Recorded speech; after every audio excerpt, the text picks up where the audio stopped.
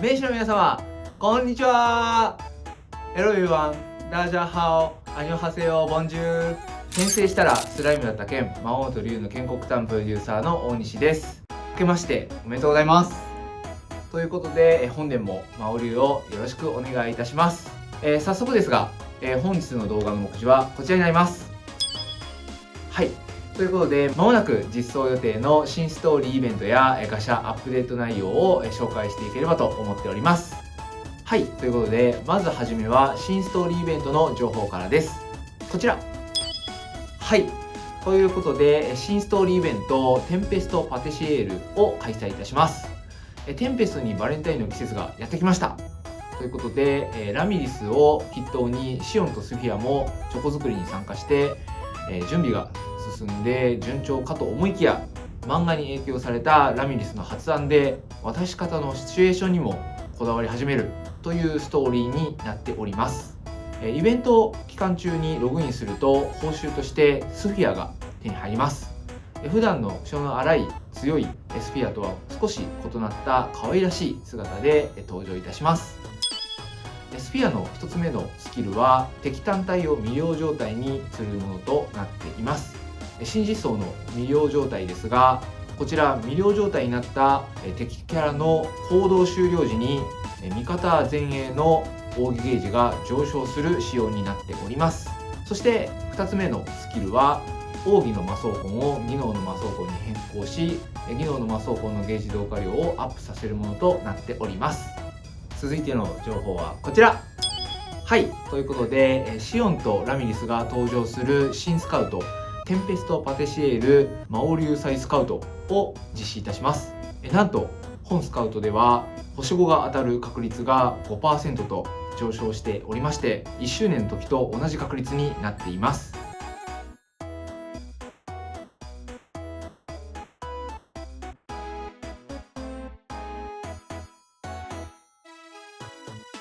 では肝心の新キャラクターの性能に移りたいと思います。今回は短期決戦型のパーティーを作れるキャラになっております。シオンは自身の貫通率と貫通力をアップさせるスキルと敵全体を魅了状態にし、さらに自身の魅了状態の敵に対する特攻を付与するスキルを持っています。魅了状態にすることで奥義ゲージもアップし、加えて特攻も持っていますので、とても攻撃力に優れたスキルとなっています。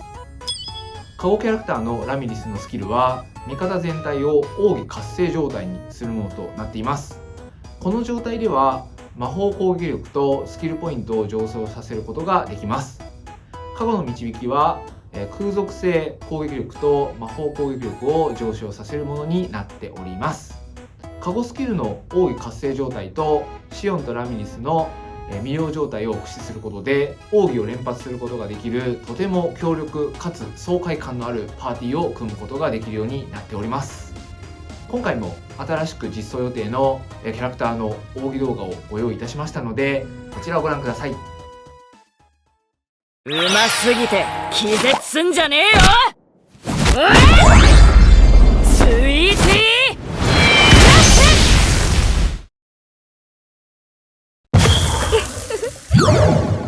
準備はバッチリです。私の思い受け取ってください。ハートフルギフト、感想聞かせてくださいね。仕方ないわね。披露してあげる。へへー、このくらい派手にいきましょう。せーの、フェアリアルサプライズ。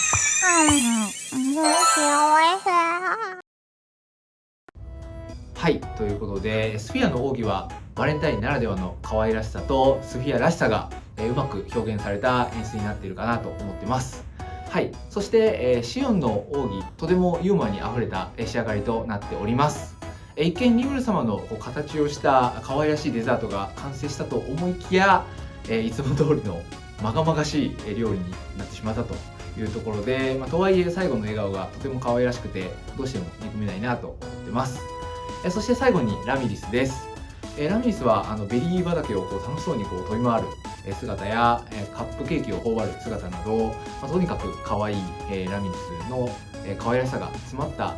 最高の奥義動画になっているかなと思ってます。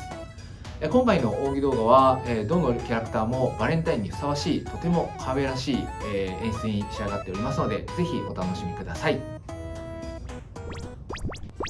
はい、続いて、衣装デザインをお見せいたします。こちらです。はい、ということで、バレンタインを意識した異世界のパティシエが、テーマでアクセントに、果物をアレンジしています。まずはじめにスフィアからです。オレンジがモチーフの衣装ですが、とても似合ってますね。肉球のついた可愛らしいミトンがポイントとなっています。続いてシオンの、衣装はベリーがモチーフになっております。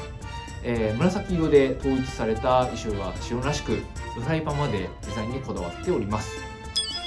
最後にラミリスです。ラミリスの衣装はイチゴやリンゴなどの赤い果実がモチーフでして、とても可愛らしいですね。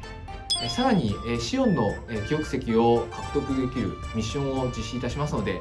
ぜひ手に入れて強化していただければと思っております。はい、続きまして実装予定のアップデート情報になります。こちらです。はい、まずは舞台編成の保存呼び出しができるようになります。編成を保存して好きな時に呼び出せるようになっておりまして、武勇祭や英傑杯でタブを分けておりますので、リクエストに合わせて最適な編成をすぐに行えるようになっております。ラベルをつけてどんなパーティーかを分かりやすく分類もできるようになっております。また装備も保存されるので大変便利です。続きましてはこちら、マップ型のイベントシナリオを実装いたします。毎月のイベントを楽しくしていきたいなと考えていまして、新年ではおみくじを実装したのですが、今回は従来の実装型からは変更して、マップ上を冒険している感覚になれるような UI を実装いたしました。マップ上の各地で発生するクエストに挑んで楽しんでいただければと思っています。続きましてはこちら。はい、ということでイージスの塔55階が開放されます。索敵や暗闇などの新ギミックが登場して、今まで見えていた選択先が見えなくなることで、ドキドキ感を楽しんでいただければと思っています。さらにイージスコインの交換所報酬もアップデートされますので、ぜひお楽しみにしていてください。本日最後の情報はこちらということで、イングラシア王国に新たなアップデートが入ります。国交物語後編が実装されるので、ぜひストーリーをお楽しみにしていてください。さらに、街で会話できるキャラクターとしてクロエ、アリス、ケンヤ、リョータ、ゲイルが追加されます。さらなるイングラシアの物語をお楽しみください。